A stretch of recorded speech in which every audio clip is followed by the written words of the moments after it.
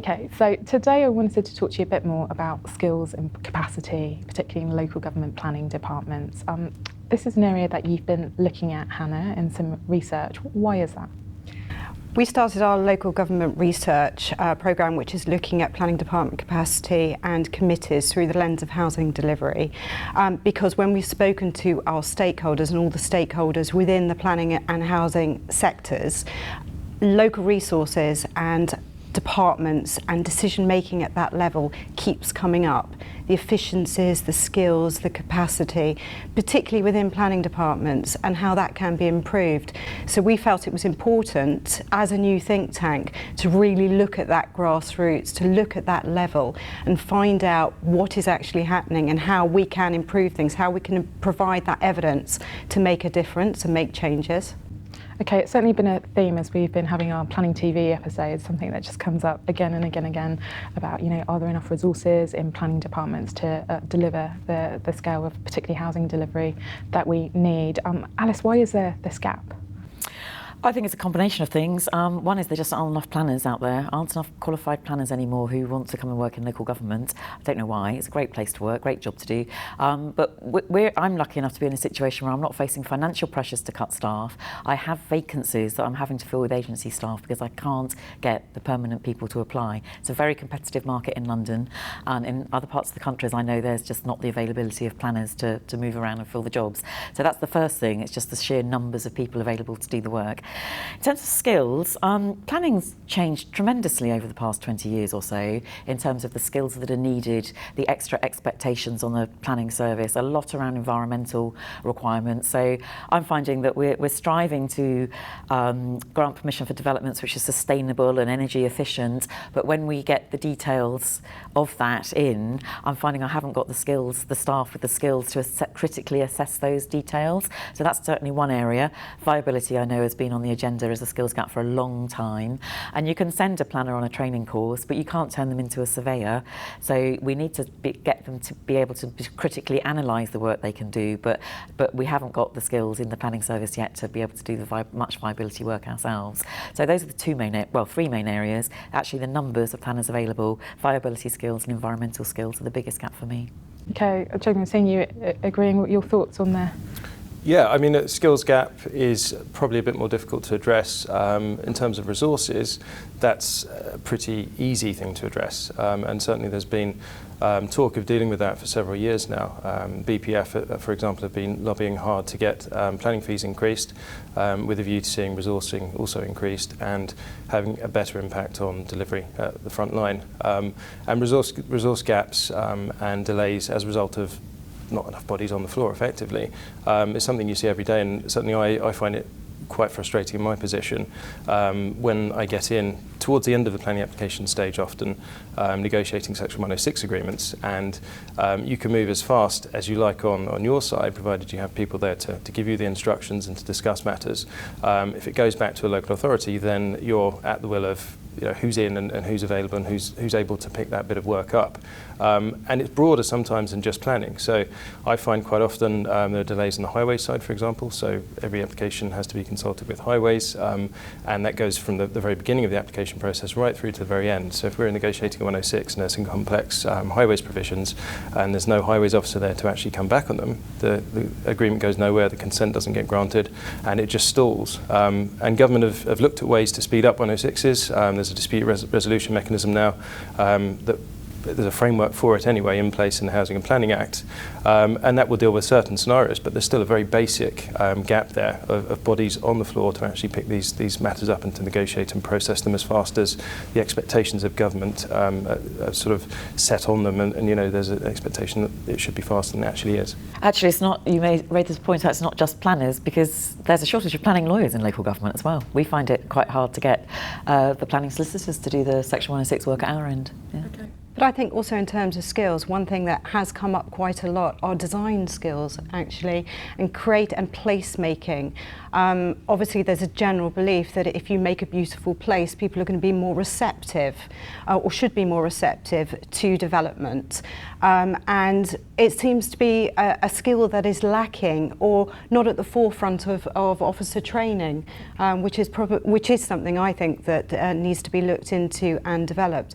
But also another point that was raised, I think there is a problem and a disconnect, particularly in tiered authorities.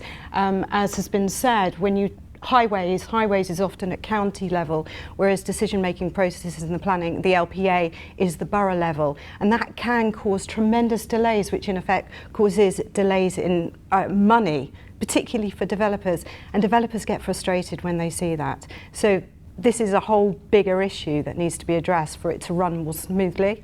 And the other area as well, which doesn't so much affect London because we have a strategic planning authority, but the loss of strategic planning skills ever since that strata of planning was abolished. The planners went off and did other things, and now, but there's still a need to do strategic planning, but there's a issue about getting the resources and the strategic planner skills in local authorities are having to work on the duty to cooperate and work on strategic planning matters with other authorities. Sure, so a numbers thing, but also these specific skills areas where there are gaps, and also beyond planners, so those other allied professions who are supporting the process. Well, I went and spoke with Lisa Taylor from Future of London to hear a bit more about some of the work that she's been doing in this area. Here's what she had to say. Future of London is a membership-based organisation. We work across public and private sector. It's important to us to bring both perspectives and also the community's perspective into the work that London does in terms of the built environment. One of the things that's really important to us is professional development. So we work with regen, housing, local economy, infrastructure, and so forth. And we realize most of those organizations have almost no training budget left anymore. If anything, it's not very much. So what we want to do is make sure that we're providing opportunities that are either paid by the organization but that give really good value. So if you come on a course, you have an online resource and you take that back into your team and help share the leadership or the technical skills with them.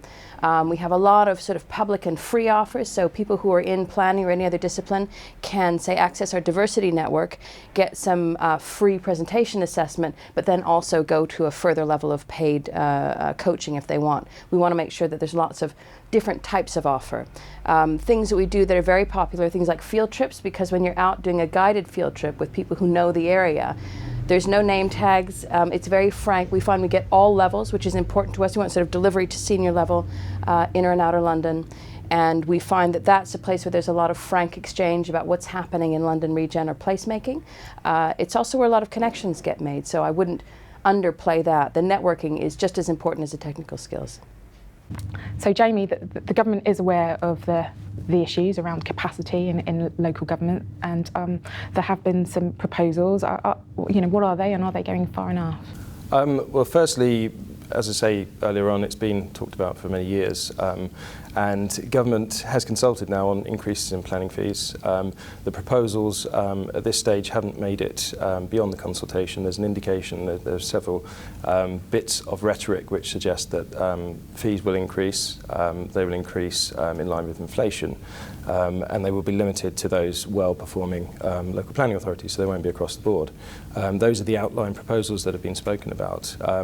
As we keep saying on Planning TV, we await the detail in the Housing White Paper, and the Housing White Paper, I think, is going to be where we see that formal response to the consultation and confirmation as to what's happening on planning fees. As to whether that's going to go far enough, who knows? I think there's a bit of nervousness in government about making sure that any increase in fees actually gets spent in the planning department and it doesn't cross-subsidise the rest of the council, which is absolutely right. And I think if I was Mr. Developer and I was paying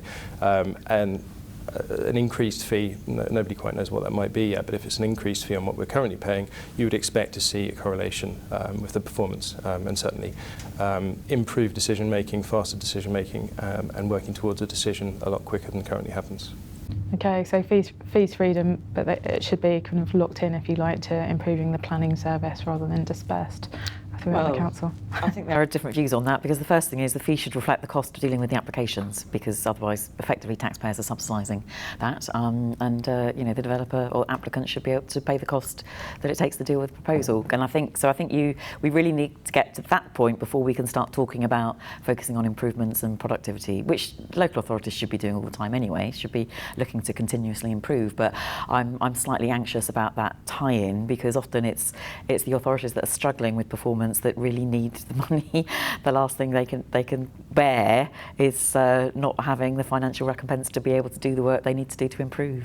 Okay, so I have also found from developers that I've spoken to that they would pay a premium fee for a faster service. So I think that actually speaks volumes.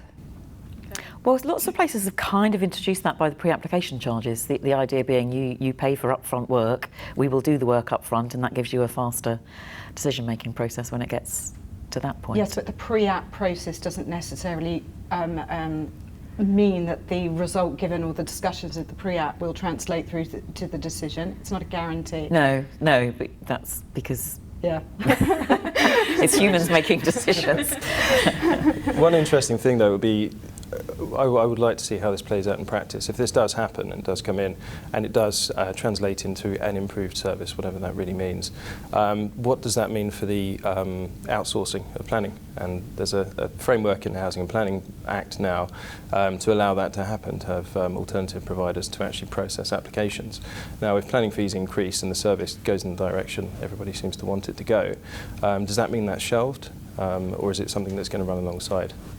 Lots of questions there. This is an issue that's been around for a while. I'm thinking it's not going to go away very, very quickly, and perhaps it's something that we can return to later this year. Thank you all.